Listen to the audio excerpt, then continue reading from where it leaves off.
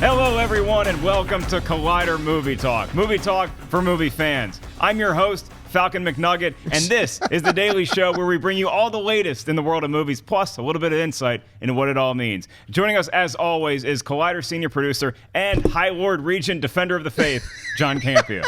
Thank you very much. What do you call yourself, Eagle? Greetings and salutations, everybody. Welcome to the best day movie related show on the planet Earth, coming to you from right here at the Collider Video Studios here in Burbank, California, and we are so glad you decided to make us a part of your Monday. And also joining us today is writer, director, and sweater enthusiast, John Schnepp. What's up, everybody? It's Monday. I can't believe we're here. And joining us is Mark Ellis. Thank you. Thank you, everybody. Your Redskins play tonight, don't they? The Redskins play tonight. This guy probably won't be suiting up, but they do play on Monday Night Football against the hated Dallas Cowboys. I do like their chances. I like their chances tonight a lot, actually. You guys talking about soccer? What are you talking about? Yeah, soccer. Patty cakes? It's a sport with a ball. You kick it occasionally. Hey, you might have noticed that we don't have either one of our two regular hosts here. It's just one of those days where both of them happen to have other things that were taking their time today. So both of them are out, unfortunately. They'll be back. Don't worry about it. But Mark does an exemplary job filling in for them and almost as cute. Nothing builds my confidence when you're like, Ellis was available, so we got him. First up this week, gentlemen, it is Monday, which means it's time for our weekly box office report brought to you by our friends over at AMC Theaters. It was an incredibly tight race this weekend, as only $3 million separated first place from fourth place. Coming to number one for the third week in a row is a final installment of the Hunger Games franchise, Mockingjay Part 2, raking in $18.6 million. In second place is the new holiday horror film Krampus, making $16 million. Coming in third is the latest Rocky film Creed, with $15.54 million. Dropping down to number four is Pixar's The Good Dinosaur, with $15.51 million. And rounding out the top five is the James Bond flick Spectre, bringing in $5.4 million, bringing its worldwide total up to almost 8 million clams. Schnepp, what stands out to you about this weekend? Or 800 million clams. Wow. Yes. Well, very clams. tight race with these numbers. The thing that pops out most to me is Krampus. I mean, I didn't expect it to make as much money as it did, so obviously there's a lot of horror enthusiasts out there. I'm very happy you guys all went out and saw Krampus. I've heard good things about it. I've heard bad things about it. I'm going to see it this week, so I'm looking forward to it. But that's the thing that pops out to me most, that all the people really we all thought Hunger Games would take number one, but Krampus almost caught it, just 2 million short of it. So it was a very tight race. Yeah, the thing that stands out to me the most, I honestly cannot remember the last time we had the first place film and the fourth place film separated by just $3 million. I mean, I'm sure it has, and maybe you guys who know it, you can write in the comments section about when that happened before. I'm just saying off the top of my head, I can't ever remember that happening. And Good Dinosaur almost snuck past Creed from 15.54 to 15.51. $30,000. Like if you and a couple of buddies went to go see The Good Dinosaur, it probably would have hopscotched into the place above it. And I'm with you. Krampus surprised me. I did not think it would do this well. Right. I didn't sense the buzz for it, to be honest with you. I was feeling an incredible positive wave of mouth over Creed. The Good Dinosaur being a family film, the only one out for a couple of weeks. I figured that would come in strong. So I figured Krampus would make top five. I did not see it come in number two.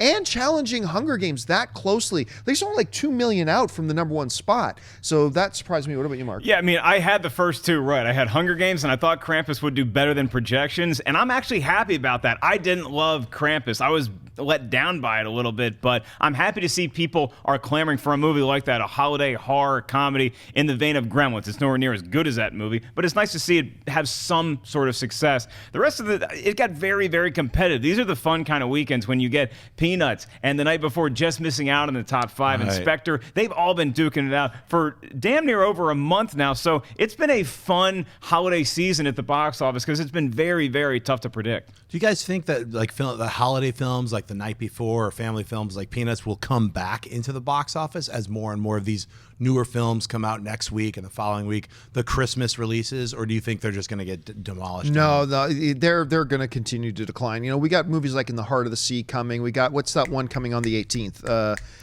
Star Wars. Force Awakens. That's the name of it. Yes, Star Wars too. That little film's coming too. That's going to do some business. So I don't see them making a resurgence at this point. But who knows? We've been surprised by other things before. I'm really interested to see how In the Heart of the Sea does. The Big Short is an Oscar kind of movie. I don't think it's going to have huge box office. I hope it does. It's great. But Krampus could stick around for a little bit.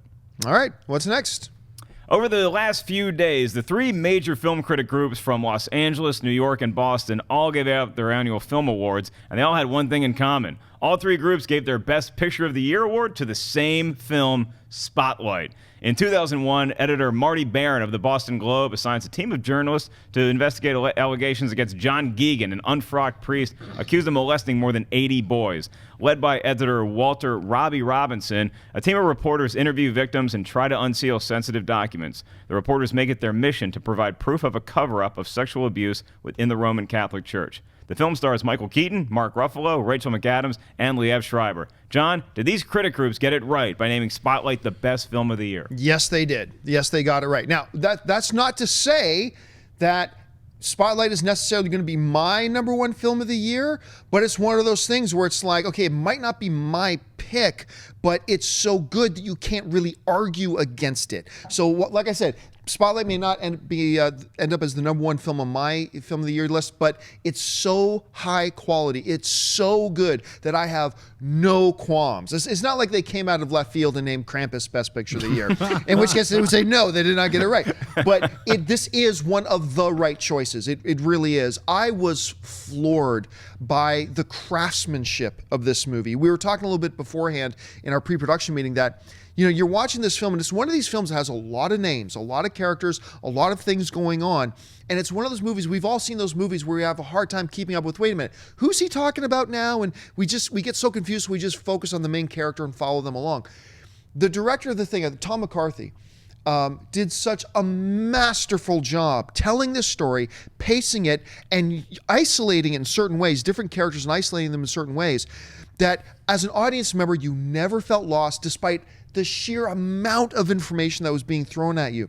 They found a way to tell this story in a way that was dramatic, exciting. These are reporters sitting at a desk talking on the phone, and yet I felt excitement as you felt them drawing closer to uncovering the things they need to uncover. The performances, forget about it. Mark Ruffalo turns in, you know, it's funny, I don't hear anybody talking about Mark Ruffalo for any of the major awards. But I'm telling you, for me, he turned in one of the performances of the year. Liev Schreiber turned in one of the best performances I've ever seen him given, and it's a very subtle role. Yeah. It's very reserved, and seeing a guy who normally comes across as so powerful on screen, playing that role.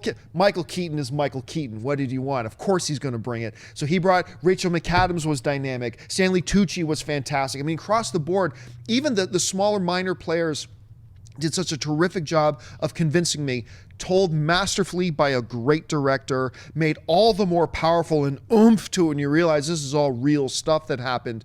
They did such a great job. So for me, I applaud them, and I think we just found our new Oscar frontrunner. Schnepp, what about you? Yeah, for sure. I mean, I thought when I saw it last week, emotionally moving, horrifying that it's all true, and especially made more horrifying at the end of the film. They list off all the different priests all around the world that the Vatican was hiding. And it's a horrifying thing. Child abuse is one of the worst things that can possibly happen to anyone. And this film is really, it's such a well-told story about this news division. The Boston Globe, the division was called Spotlight, and every time they would put a little spotlight on something, they worked on this ceaselessly and tirelessly. And the way that the Tom McCarthy put it together, he ratchets it up. Like every 10, 15 minutes, you're like getting closer and closer to the truth. And it's this really massive cover up. And it's not about religion. It's about embarrassment and like hiding things that, look, we don't want to talk about this. Let's talk about the positive things. You know, it's sort of like that kind of like cover up that happens so much all the time. That's what I found really interesting and also horrifying about this film. The acting in it is top notch. Rachel McAdams, like you said, Mark Ruffalo, incredible performances as the two lead reporters. Keaton, the guy from Mad Men, every single actor who was involved just gave it their all. I can't say anything negative about this film other than it's heart-wrenching, and it definitely it's in the Oscar race for sure. I don't know if it's in my top number one for the Oscars, but it's in my top 5 right now. There's still a lot of films I haven't seen yet, but man, if you haven't seen Spotlight, go out and see that right now. It's a really amazing film. Mark? Spotlight for Best Picture, boys. It totally deserves everything it's earning, and I liked it, even though I might have like The Martian or Ex Machina or Creed or maybe Star Wars or The Revenant be higher than that on my top 10 of the year list. I love that Spotlight is getting the spotlight because it deserves it, and it's maybe lesser known about than some of these other movies that are going to be contending for Best Picture at the Oscars. It totally deserves to be seen by everybody. The expert craftsmanship that went into making this movie, all the conversations are brilliantly composed, the way the shots are set up. And again, a boring poster can make for a really intriguing movie, and you do leave with a sense of ickiness just about the subject matter, but after that washes off, you think, man, that was really a great achievement, and it's a movie that's important. It says something. I like when those movies get recognized. Yeah, and I'm a sucker for true crime, like maybe not necessarily heist, but true crime. And as like I said, as they approach it, the director found a way to, as I mentioned before, people talking on the phone and writing notes and reading newspaper articles to feel exciting.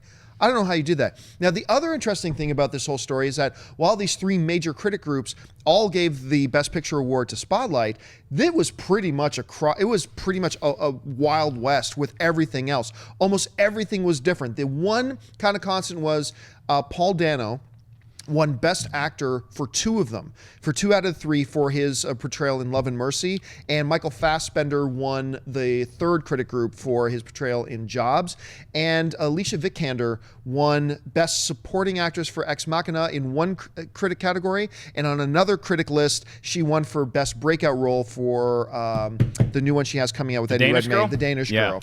For that, so that was it. But besides that, you know, actress, supporting actress, almost everything else. There were 3 out of the 3 groups, 3 different best directors were named. One was Tom McCarthy for Spotlight. One was George Miller for Mad Max Fury Road, and I can't remember who the third one was. But it was completely all over the place, except they all agreed on Best Picture, and I thought that was kind of interesting.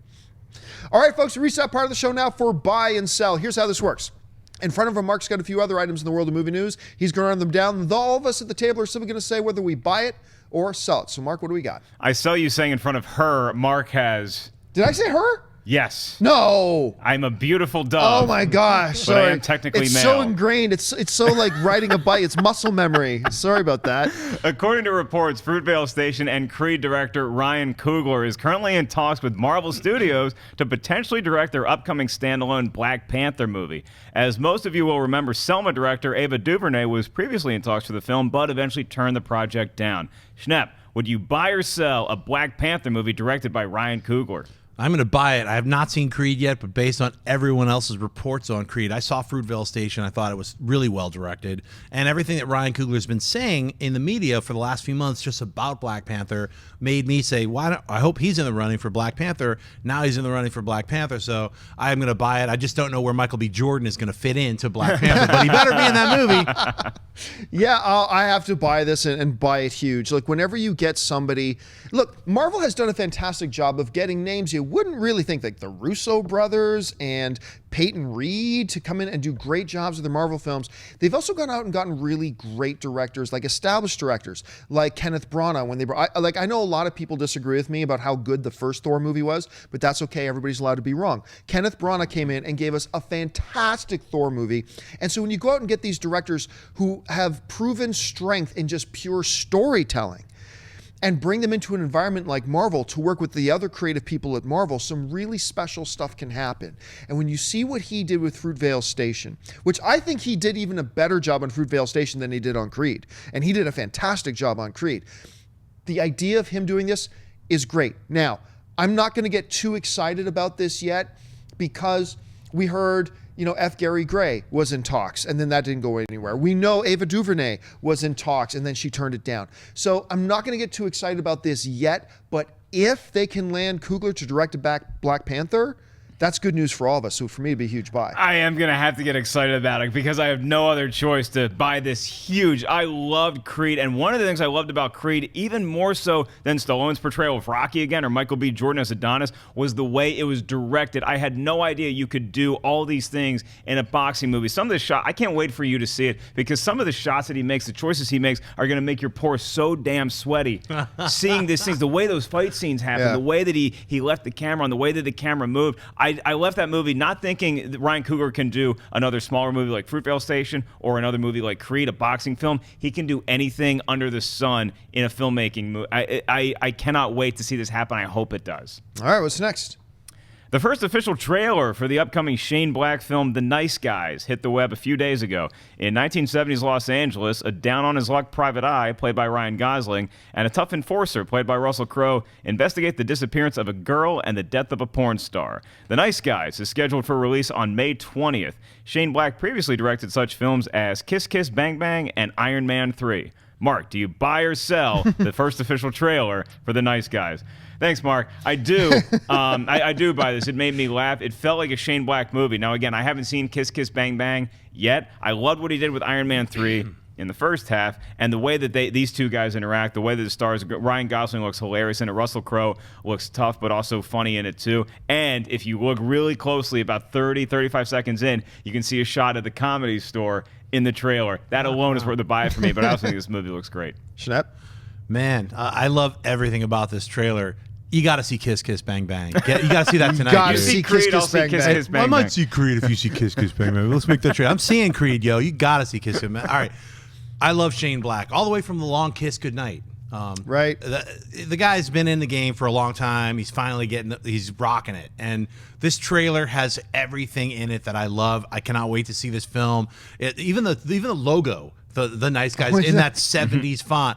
Everything about this trailer just makes me wish I could instantly see the movie now. I mean, Ryan Gosling, Russell Crowe, just their chemistry together from the very opening beat down scene to all these guys are going to team up. It just has all the comedic elements that it definitely feels like it has a feeling of Kiss Kiss Bang Bang Bang, and also it has that Shane Black flavor to it, which there's nothing wrong with that, especially when you're like, wow, this guy's only done like 3 or 4 movies. He's only directed 2 films, I believe. But he's written a lot of films, but it has his stamp on it. So I cannot wait to see this film. Big buy. I was on board with this movie just from seeing who's directing it, seeing who's starring in it, and then reading the synopsis. But this trailer was better than I possibly imagined it could be. Huge buy for me. I love this thing. It felt like an awesome best of both worlds cross between LA Confidential and Kiss Kiss Bang Bang kind of merged into one. It doesn't hurt that you got Russell Crowe and Kim Basinger in there as well, you know, who are also in LA Confidential at the same time. Right from the beginning, when he's got Ryan Gosling on the floor and he's like, now, when you talk to your doctor, because he's getting ready to break his arm, and the way Gosling's like, no, no. Tell him you have a hairline fracture. Crack. I adored everything about that. That one scene, too, Russell Crowe's like, they're getting shot at in the house. Russell Crowe's like sitting down on the floor in the kitchen. He's like, gun. And he throws a gun and goes through the glass. Like, everything about this just drips style. And you're right. Shane Black has his style. And this, if you've seen Kiss Kiss Bang Bang, you know that this trailer has his style smeared all over it, from the top of his head down, dripping off his chin. It's just that amazing. I can't remember when this year, I guess the Civil War trailer, but other than Civil War, I don't know that I've had another trailer that got this much of a response out of me since, other than Star Wars Batman, the Comic-Con Batman v Superman trailer, not the most recent one we got, and Civil War. This might be my like 4th or 5th favorite trailer of the year. What about Code 999? Oh, 999. Yeah, that's that. I mean, that was another really powerful one. But this one was more entertaining, because that's what's going. This was going to be more entertaining. 999 is going to be more powerful. I cannot wait to see this movie, man. I'm just that jumping scene on my in the seat. toilet stall too was just God. I was on the floor. That is going to be the best toilet stall scene since the Raid 2. Very different toilet stalls, but still. All right, what's next? As movie-going audiences, we become accustomed to seeing all those mid and end credit scenes as accompany most big blockbuster films. However, at a media event this weekend, Star Wars The Force Awakens director J.J. Abrams claimed that the new movie will not have any such extra scene and that the credits will just be the credits. Star Wars The Force Awakens officially hits theaters on December 18th. John, do you buy or sell Abrams' claims that there will be no mid- or post-credit scene in The Force Awakens? Liar, liar. JJ is a liar. We've seen him lie all the time. We saw him lie through his teeth with everything with the Star Trek movies. He's already been caught in 1 or 2 little lies with stuff he said about Star Wars before. I don't believe, look, it's very, very, very possible that we get through all the credits of Star Wars The Force Awakens and there is no post-credit scene. I would not put money on it. I definitely wouldn't. But if I had to say, do I believe there will be post-credit scenes, or as a result of what JJ's saying, do I believe there will not be? I still believe there will be. I think JJ is trying to misdirect, whatever. Again, I don't feel so confident on that I'd put money on it, but I'm going to be sitting through all the credits because I'm expecting something to be there. You know what it is? Here's what it is. They want people, when the credits start to roll, to get up and leave, and then find out later there was a post-credit scene to give them the excuse that they got to come back, buy another ticket, and watch it again just so they can see the post-credit scene. But joke's on you, JJ. I already have 3 sets of tickets, so it wouldn't matter anyway. I don't know, Mark. What do you think? I was at this event yesterday, and I saw JJ answer that question, and based on that insider information I have, I buy that there is going to be no post-credit scene or mid-credit scene in Star Wars, because right after he said that, right after he shot that down, he also said that we like to put the movie in the movie, or something to that effect, where it's like, no, the movie is enough, and then like we're not going to save anything and try to tease you with it. We almost like he doesn't like post-credit scenes. Having said that, I think you're going to see something after the Force Awakens credits roll. I think that something could be a Rogue One trailer. I have nothing to base that on. I just think they might throw a teaser in there after you see Star Wars The Force Awakens. Right. Either way, I'm going to be sitting through the credits, if for no other reason, because I love sitting through the credits of Star Wars. I do it even when I'm watching the movies at home, because the score is so cool, and that's a really neat blue font in outer space. So you're hedging your bets a little bit. And by the way, Dennis, I am emailing you a picture right now, Dennis. If you can grab that image and get it ready to bring it up on screen in just a second. You are hedging your bets just a little bit. You're saying, okay, it may not be what we traditionally, like maybe JJ is playing semantics a little bit here. There won't be a post-credit He's scene. doing Ben Kenobi from a certain perspective. Yeah, Anakin but didn't. perhaps like a teaser of some sorts. But you would lean towards thinking there's going to be something. Yeah. I think it's going to be a trailer. I do. Schnepp, what about you? Well, I would say there's definitely not going to be a mid-credits sequence that has anything to do with Force Awakens, or an end thing that has anything to do with Episode 7 or Episode 8, but why not have a teaser for Rogue One? That makes perfect sense. And then he also isn't lying from a certain point of view, the Star Wars thing. I didn't say, there's anything to do with this, but there is a trailer for this other movie that's not attached to ours. It's not a scene, technically. Right. It's a trailer. It's many I wouldn't be mad at either one. Whether I like sitting through the credits for like big feature films, because I like have a lot of friends in the business. It's fun to see people's names, and I also like hearing the way they compose all the music together. I'm a nerd like that, so I'm one of those people. Why is I still sitting there? It's like I'm one of those credit watchers. So. Yeah, and the music is going to be great during the post-credit scene too. I've been saying for a while too that I believe, like, before JJ came out and said there wasn't going to be a post-credit scene, I believe there's going to be a post-credit scene, and I don't believe it's going to be for Episode 8. Like, I have been thinking for a while that they're going to do one of these scenes and that it will actually be for Rogue One, considering it's the film that's coming up next. It's next year. I could see the credits rolling, screen going dark, and then just the words, 40 years ago or 30 years ago, whatever the timeline would be, and then you see the 1/3 constructed Death Star or whatever, and you see some people trying to get those things together. So if they did do an actual teaser trailer for it, it wouldn't be the first one to do it. Other movies, there is precedence for this. There has been movies that have done stuff like that, so that could work. Dennis, do we have that image? Okay, don't bring it. I'll tell you, bring it up just in a second. Talking about J.J. Abrams. So everybody, I as a lot of Star Wars fans do, I consider myself the biggest Star Wars fan in the world. A lot of us do. And, I have an assistant here at Collider Video. Her name's Wendy. And Wendy's amazing. This place cannot run without her. She keeps everything organized, runs all administration, helped out on Mailbag with us this weekend. So anyway, I'm sitting in my office, all right? What am I doing? I'm working. It's like 11 o'clock at night. I'm in my office and I'm working. And I get this text message from this little jerk who is Wendy, because Wendy went to this event. And let's bring up that picture. Wendy's like, oh, look at this. And let's bring up that picture here, if you got it. Yes. So Wendy says, hey, this was me tonight. She sends me this picture with her and J.J. Abrams, because there was a special event at the YouTube space here in Los Angeles the other day. And Mark, you were at it as well. I was at it as well, and Wendy hooked me up with better seats, because she saw where I was sitting in some satellite room like a commoner, like a plebeian, like an indentured serf, and then Wendy rescued me and brought me into the main hall so I could watch the presentation live. It was pretty sweet. Yeah, and then, but did you get to then walk outside and grab J.J. Abrams and... No, John, I did not. No, but she did. So congratulations to Wendy on that, and you are still a little jerk. All right, let's move on. What's the next topic? Well, speaking of all things Star Wars, one of the characters that hasn't been getting a lot of attention is Poe Dameron. You haven't seen a lot of him in the marketing campaign, but looking to rectify that situation, Lucasfilm has released this Poe Dameron character poster for the new film. Schnepp, buy or sell this poster of Poe Dameron, and how big of a role do you think he'll play in the new film?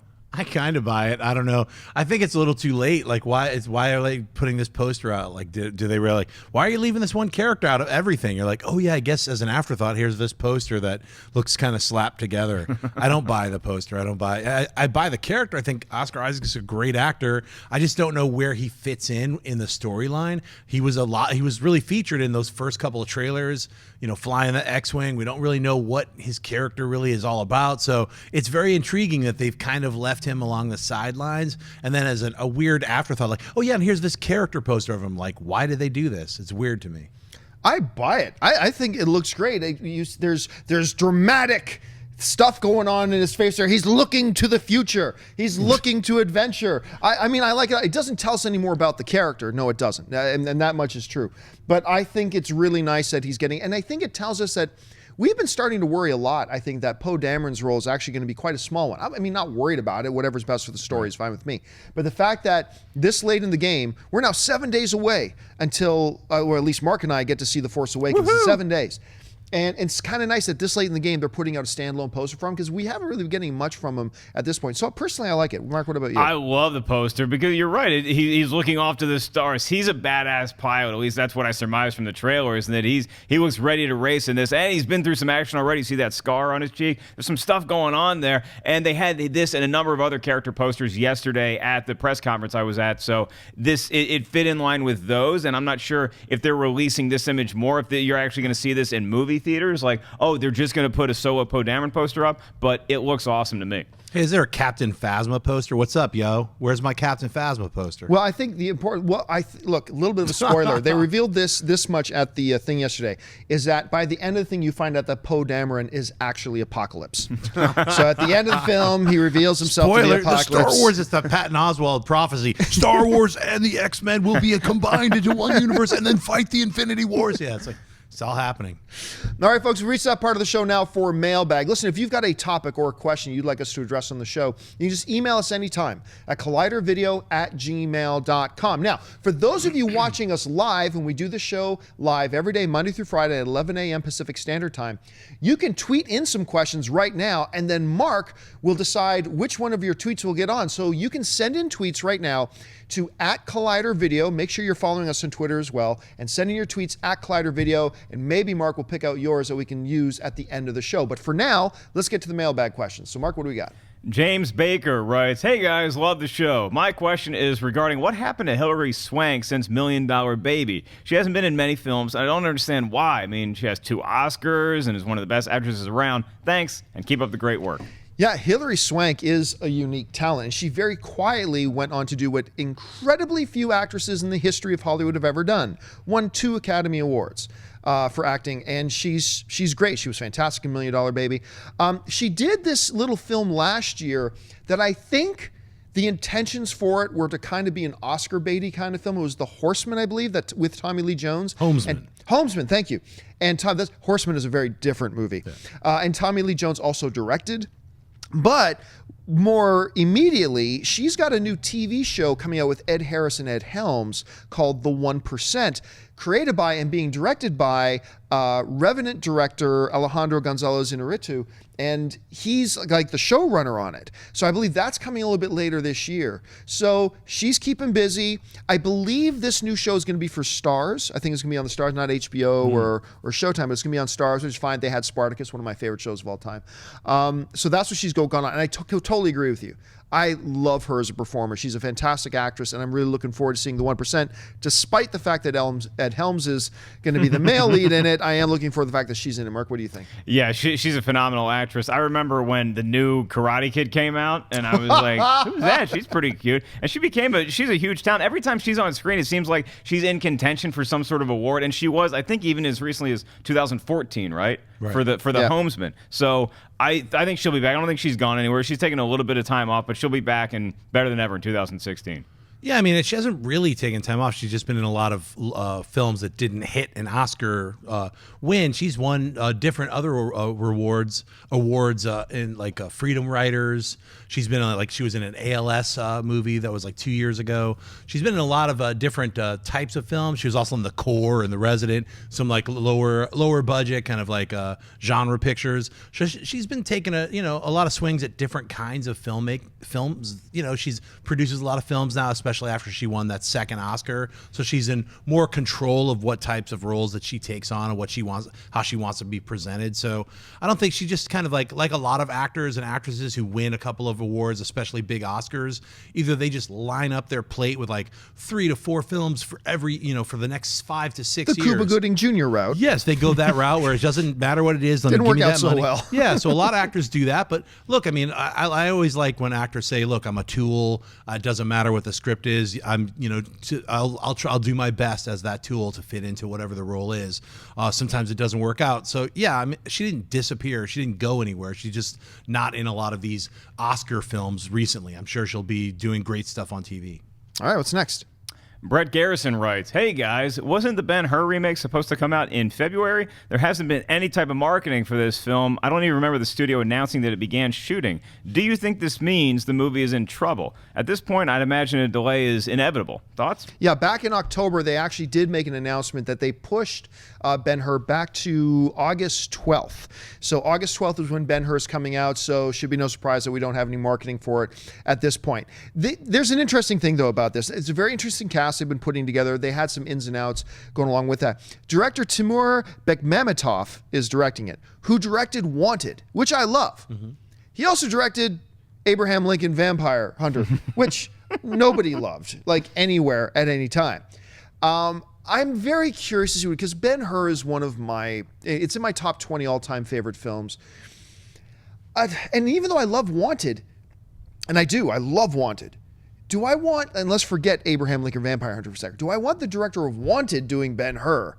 I'm not sure. I don't know if I want bending bullets when there's the big chariot race going on and all that kind of stuff. I've never felt comfortable with him as the director. I never felt he was the right fit for it. I'd love to see him do Wanted 2, but I'm just not sure he's the right fit. So I'm a little bit nervous about this property. We'll see how it turns out. But yeah, it was moved to August 12th, so no concerns about lack of advertising. Schnepp, how are you feeling about Ben-Hur at this point, and what are you expecting? Now that you mentioned Wanted, I want Ben-Hur to have those magic looms. Like while they're on the horse race, they're like looming the future.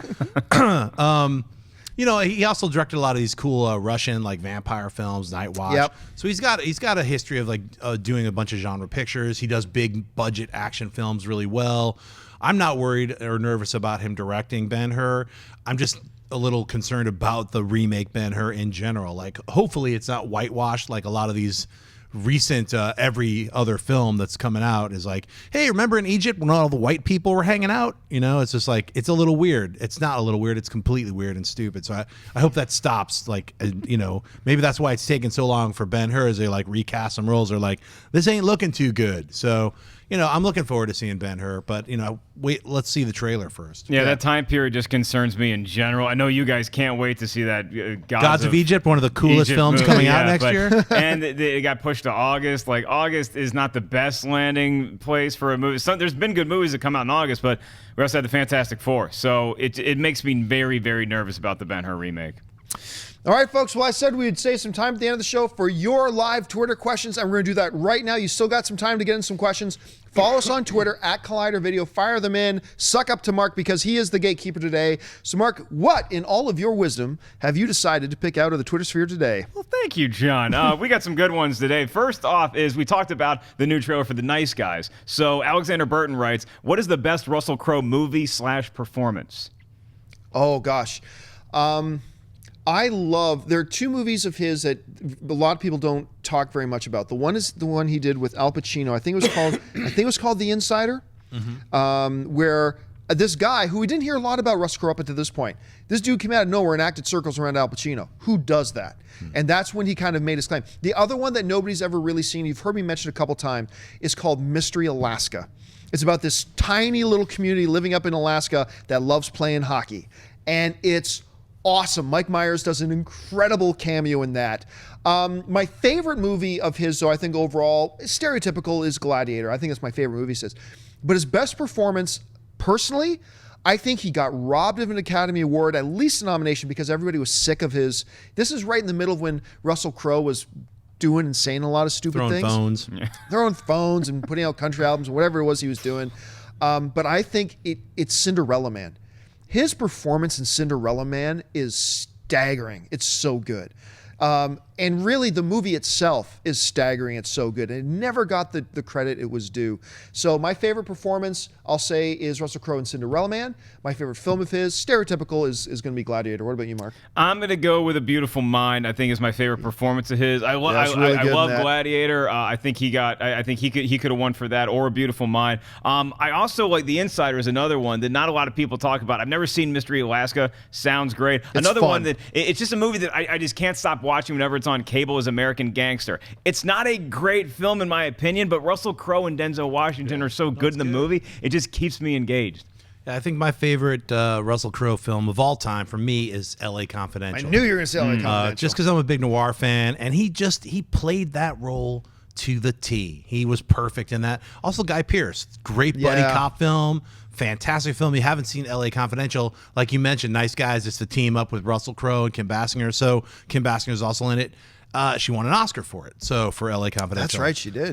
So that's my favorite Russell Crowe film. I remember her thanking on the stage and Alec Baldwin before they hated each other in the front row crying. For his So I give Russell Crowe props for a lot of the challenges. He's challenged himself. Like, I still think he was a little ridiculous in Les Mis, where every time he was singing, "I'm in a theater performance," like I felt like he wasn't in the rest of the movie. I loved him in Les Mis. But I give him props for it, but it was fun. Like, I always felt like he's in like an opera or something, like where he was like lock up when he was singing. 24601. But he was really he sang really well. So I'm a fan of Russell Crowe, but L.A. Confidential is my favorite. After seeing Pierce Brosnan and Mamma Mia, anybody sounds good singing on screen. So he sounded like David Bowie had a stroke. That was not a good performance. All right, what's next? Tony Lorenzo writes, "Hey, Mark, go Redskins. Thanks. Favorite actors turn director. Speaking of Russell Crowe, also, how hard do you guys think it is to make the transition from actor to director?"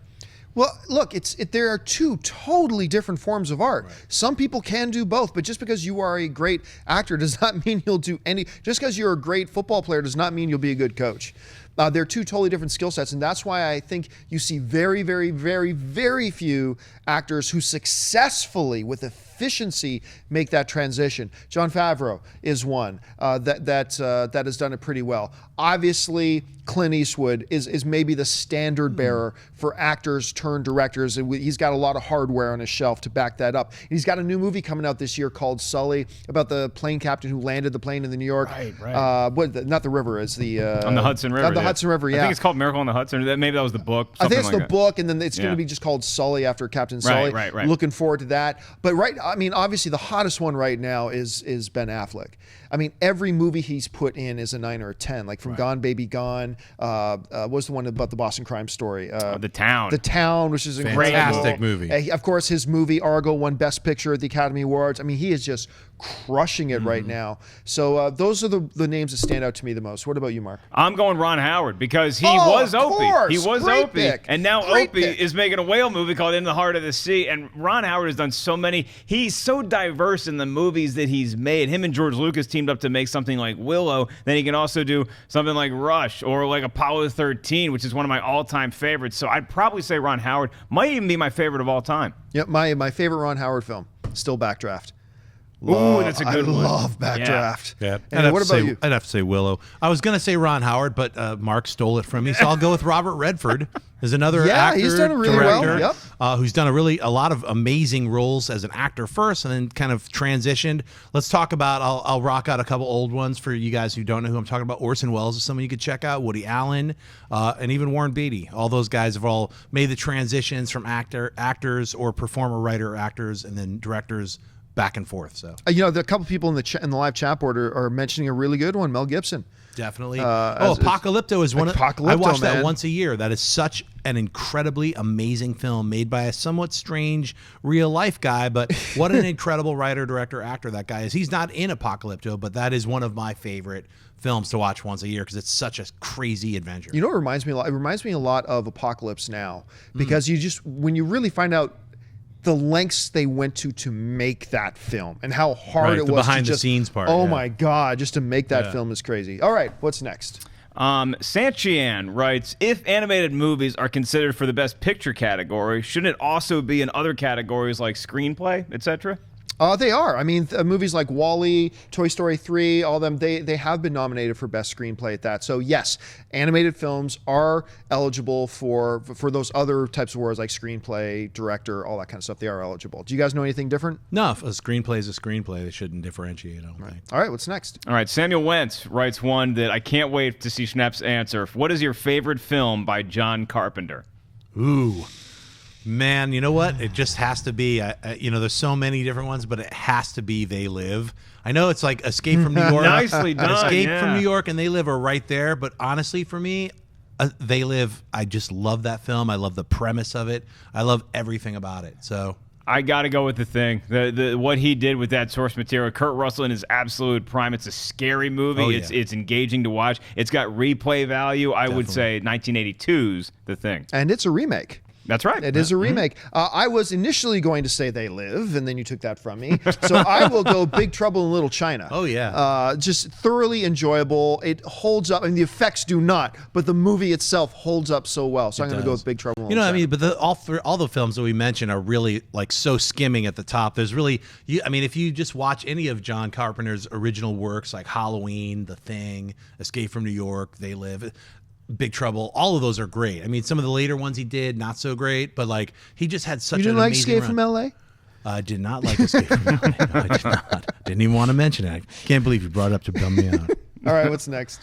Screen Freak asks us, would you ever like to see Ewan McGregor play Obi-Wan Kenobi again? Well, I mean, we talk about that all the time, both on this show on Jedi Council. Yeah. I mean, I don't want an Obi-Wan anthology film. I don't want it. But if they do it, I'm going to be there, and I want it to be Ewan McGregor. Because, I mean, he is one of the very few shining pieces. I mean, God, even Ewan McGregor, who is so talented, looks so bad in some stuff in the prequels because he was given no direction whatsoever. But I would be very curious to see Ewan McGregor's Obi-Wan again. Look, once again, the story is the ultimate thing. You make characters serve the story. You don't make up story just to serve characters. But if they come up with a great story they want to tell and it involves an older Obi-Wan, I mean, younger from the original Star Wars, obviously, and then Ewan McGregor's your guy. What do you guys think? Yeah, it'd be cool to see like, just Obi-Wan Kenobi, and it's like 2 hours him like kicking it on Tatooine, just like, sweeping, just doing like a bunch of really like modern tasks for 2 hours, boring tasks, and that's it. Picking up girls at the Mos Eisley Mall. Just doing death sticks with some stripper from Jabba's palace. I would love to see it. I think I don't know, for some reason I feel like you might see Ewan McGregor back on screen as Obi-Wan Kenobi sooner than you think, and it's not going to take an Obi-Wan Kenobi standalone movie to achieve that. Obi-Wan loves Force ghosting. He lives for it. He did it in Empire. You don't even have to be on screen. He talked to Luke sometimes, and then he shows up in Return of the Jedi again, both in the middle and at the end. It's possible he could be a Force ghost in the new trilogy, maybe even in a couple weeks when we all see the movie. I'm not ruling that out. All right. We're going to play a little game over-under. Here we go. Over-under. The number is 40%. The number is 40%. Over or under 40%. The chances we see Ewan McGregor as Obi-Wan Kenobi in Rogue One, a Star Wars story. Next year's Rogue One. Mark, over under 40% that we will see Ewan McGregor as Obi-Wan in Rogue One. Under. Under 40%. Way under. Schnepp. Yep. I'd say 0%. Under. I'm going to go over. I think it would be very small, short, whatever. I'm going to go over on that one. All right, let's take two more questions. Okay, well, I've been seeing this a ton, and I don't know if there has been any official news, so I want to ask your guys' take on it. Is there a Willow sequel or reboot coming? Has anybody heard any updates on that? No, I have not off the top of my head. I've heard them mentioning it multiple times. Hey, that would be a great world to revisit.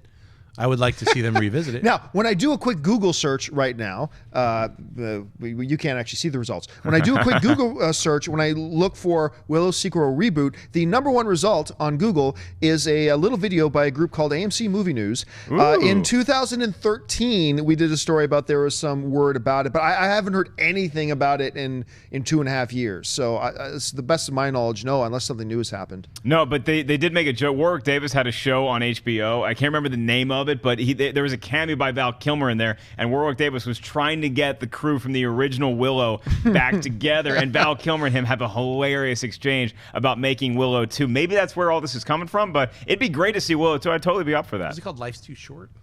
Life's Too Short is exactly what it's called, yeah. All right, last question of the All right, day. and our last question, it's a good one. It's an easy one. It's a fun one. What is the best superhero movie of all time?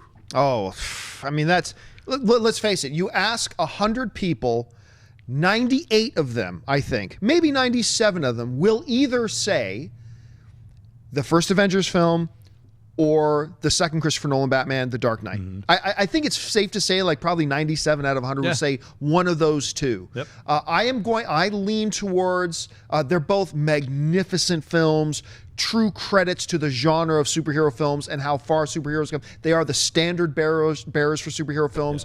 I personally lean towards the first Avengers film for me, so I'm going to go with that. I would lean towards either the Avengers or the Dark Knight. If the Dark Knight's predecessor had never come out, Batman Begins is my favorite superhero movie of all time. One of the 3 out of 97. Because, you know why? Because I love seeing an origin story, and I don't think Batman's origin has ever been better told than what Christopher Nolan brought to the table. And by the way, one of my top 5 is the original, not the original, but the 1989 Batman with Michael Keaton. Love that movie to death, but Batman Begins is just so powerful and endlessly rewatchable.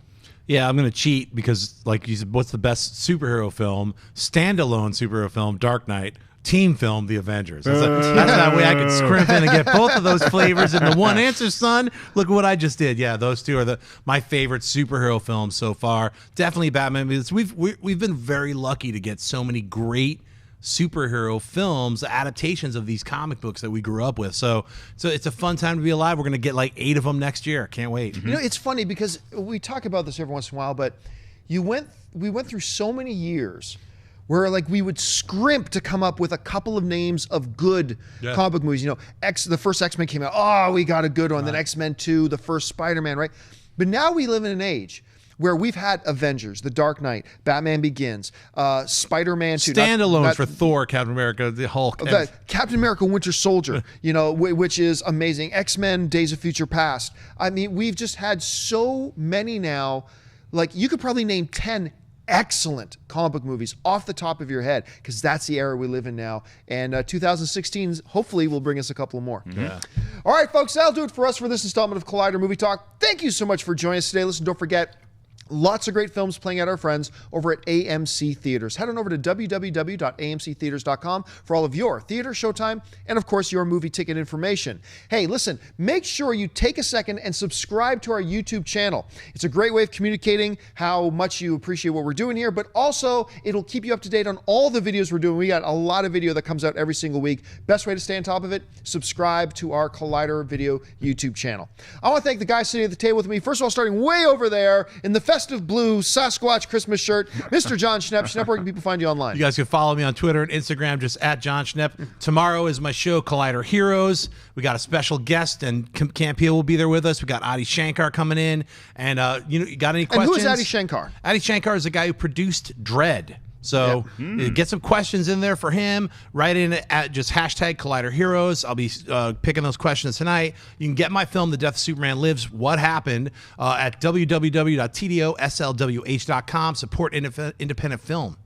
And of course, our lovely host today, Miss Mark Ellis. Mark, where can people find you online? You can find me on Twitter and Instagram at 5150 Ellis. 2 weeks from now, I'll be at the Tempe Improv, December 17th through the 20th, telling jokes at night and then seeing Star Wars The Force Awakens immediately after the show. Happy Monday. Monday, yes. And speaking of Star Wars The Force Awakens, as I've mentioned, Mark, myself, Christian, Tiffany Smith, we've been lucky enough that we've been invited by Disney to go to the world premiere of Star Wars Force Awakens on Monday the 14th.